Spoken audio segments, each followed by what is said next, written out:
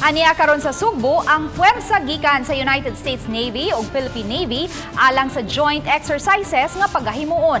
Laing gi-highlight niini mao ang pagpakita sa talento sa mga sundao kay mupahigayon sila og konsyerto. Ang report ni Nico Sereno.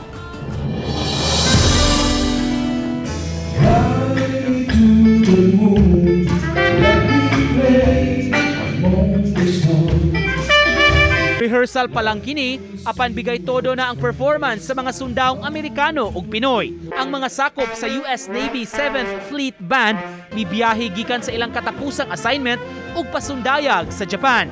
Makauban nila sa umaabot nga konsyerto ang Philippine Marine Corps Band. Ang mga sundaw ania sa Sugbo alang sa himuon nga maritime training activity nga sama-sama Lumbas 2022 karong simanaha. Salmutan kini sa Pilipinas, Estados Unidos ug Australia. Apan gawa sa training, usa sa buot sab nilang i-highlight sa kalihukan ang pagpaambit sa gasa sa musika.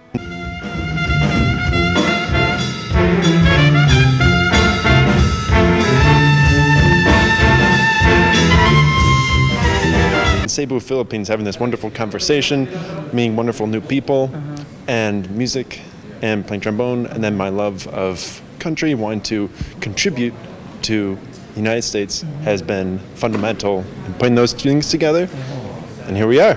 Bilang naging sundalo, naging Marines, mas nalipay pa ko, sir, kay nano ko sa music company, sir.